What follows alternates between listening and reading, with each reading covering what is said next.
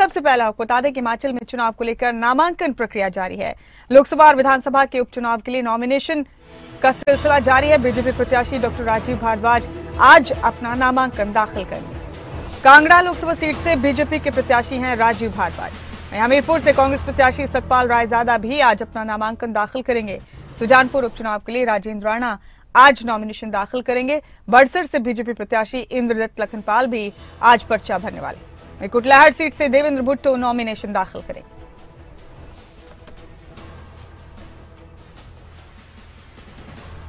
तो अहम अपडेट आपको दे रहे हैं। आज नॉमिनेशन की प्रक्रिया के हवाले से बीजेपी प्रत्याशी डॉक्टर राजीव भारद्वाज आज अपना नॉमिनेशन फाइल करने वाले हैं। कांगड़ा लोकसभा सीट से बीजेपी के प्रत्याशी हैं राजीव भारद्वाज। वहीं हमीरपुर से कांग्रेस प्रत्याशी सतपाल रायजादा भी आज अपना नामांकन दाखिल करेंगे। ये आपको मुकाबला बता दें किस किस के बीच है। शिमला सीट पर सुरेश कश्यप और विनोद सुल्तानपुरी मुकाबले में है। सुरेश कश्यप बीजेपी के उम्मीदवार है और विनोद सुल्तानपुरी कांग्रेस के। हमीरपुर सीट पर मुकाबला केंद्रीय मंत्री अनुराग ठाकुर और कांग्रेस के उम्मीदवार सतपाल रायजादा के बीच है। हिमाचल की चारों सीटों पर आपको बता रहे हैं दिलचस्प मुकाबला किस किस के बीच है। मंडी इस वक्त हॉट सीट बनी हुई है, जहां से एक्ट्रेस कंगना रनौत बीजेपी के टिकट पर चुनाव मैदान में है और कांग्रेस ने हिमाचल के कैबिनेट मंत्री विक्रमादित्य सिंह को मैदान में उतारा है। अगली सीट की भी बात कर लेते हैं। हिमाचल प्रदेश में कांगड़ा सीट पर मुकाबला बीजेपी के राजीव भारद्वाज और कांग्रेस के प्रत्याशी आनंद शर्मा के बीच। हमारे साथ शिमला से हमारे ब्यूरो हेड प्रदीप ठाकुर जुड़ चुके हैं, उन्हीं का रुख करेंगे यहां ज्यादा जानकारी के लिए। प्रदीप, आज दिन भर नामांकन का सिलसिला चलने वाला है हिमाचल प्रदेश में। मुकाबला यहां काफी दिलचस्प हो चुका है, सबकी निगाहें हिमाचल प्रदेश पर हैं। आज जरा बताइए कौन कौन नॉमिनेशन दाखिल करने वाला है, क्या तैयारियां हैं?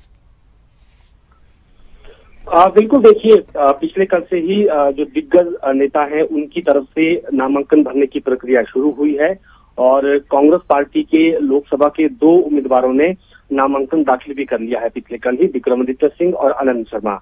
और अगर आज की बात की जाए तो हमीरपुर सीट से सतपाल रायजादा आज अपना नॉमिनेशन भरने वाले हैं। हालांकि जो विनोद सुल्तानपुरी है वो 13 मई को नॉमिनेशन भरेंगे। और इसी तरह से अगर बीजेपी की बात की जाए तो कांगड़ा लोकसभा से प्रत्याशी राजीव भारद्वाज ये आज नॉमिनेशन करने वाले हैं धर्मशाला में ही। और इनके साथ साथ जो उपचुनाव में इनके प्रत्याशी हैं इंद्रदत्त लखनपाल हैं बड़सर से, और सुजानपुर से राजेंद्र राणा है और कुटलैहड़ से देवेंद्र भुट्टो है, तो ये भी नॉमिनेशन जो है करने वाले हैं। तो कुल मिलाकर कह सकते हैं कि नॉमिनेशन का जो प्रोसेस है वो इस वक्त चला हुआ है और लगातार अब नामांकन दाखिल किए जा रहे हैं प्रत्याशियों की तरफ से। हालांकि इसमें कुछ बदलाव भी किए गए हैं। जो पहले जिस तरह से नॉमिनेशन को लेकर चर्चाएं चल रही थी कि कब किसका नॉमिनेशन हो सकता है, क्योंकि कांग्रेस पार्टी की तरफ से अगर बात की जाए तो धर्मशाला से प्रत्याशी तय नहीं हो पाए थे, तो अब जो चुनाव के लिए वहां से प्रत्याशी तय हुए हैं तो वो भी नॉमिनेशन आने वाले दिनों में करेंगे। और बाकी भी अगर बात की जाए तो जो बाकी लीडर्स हैं 13 मई की अगर बात करें तो अनुराग ठाकुर और सुरेश कश्यप अपना नॉमिनेशन करेंगे और इसी तरह से 14 मई को कंगना रनौत अपना नॉमिनेशन करने वाली है। तो कुल मिलाकर अब जो जिस तरह से नामांकन की प्रक्रिया जब चलती है तो उस दौरान शक्ति प्रदर्शन होता है और एक दूसरे पर जिस तरह से हमने देखा कि आरोप लगाने का दौर भी शुरू हुआ है पिछले कल से ही, और बड़े नेताओं ने अपनी बात कही है, चाहे प्रदेश सरकार के मुख्यमंत्री हैं, उप मुख्यमंत्री हैं, कांग्रेस प्रदेशाध्यक्ष हैं, वो भी लगातार अब बीजेपी पर हमलावर हो रही है। और इसी तरह से अगर बात भाजपा नेताओं की करें तो वो भी लगातार हमलावर हैं, प्रचार में भी कूदे हुए हैं। तो आने वाले दिनों में और जो हम कह सकते हैं कि तेज रफ्तार जो है कहीं ना कहीं चुनाव प्रचार पकड़ेगा।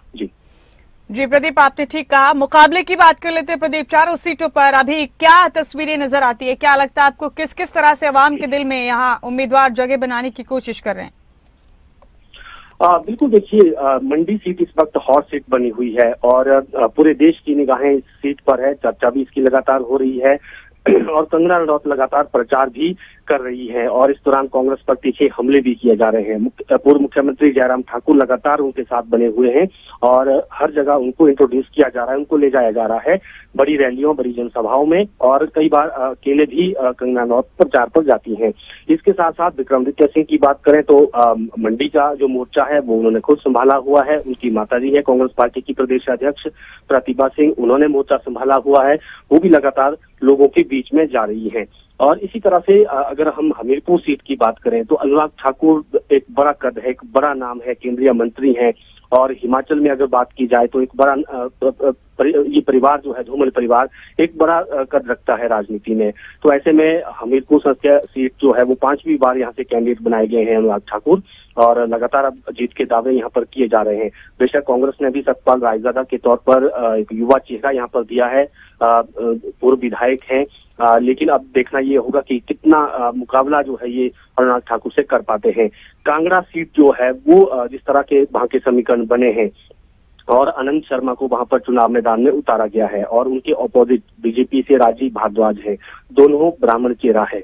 एक लोकल चेहरा है और दूसरा बाहर से आया चेहरा है अनंत शर्मा के तौर पर, लेकिन उनका भी एक बड़ा नाम है, हिमाचल की ही राजनीति में नहीं बल्कि देश की राजनीति में उनका एक ऊंचा स्थान है, और कांग्रेस पार्टी में भी एक अपनी पैर रखते हैं। तो ऐसे में उनके साथ मुकाबला कहीं ना कहीं हम कह सकते हैं कि जो कांगड़ा जिला है वो बहुत चीजें वहां पर मैटर करती है। ओबीसी फैक्टर वहां पर मैटर करता है, गद्दी फैक्टर भी वहां पर मायने रखता है। तो ये सारी चीजें हैं। और चंबा की अगर बात करें तो सही कहा प्रदीप आपने, मुकाबला काफी दिलचस्प है। देखते हैं कि नतीजे क्या कहते हैं और अभी किस तरह से और चुनाव प्रचार किया जाएगा। बेहद शुक्रिया आपका इस जानकारी के लिए।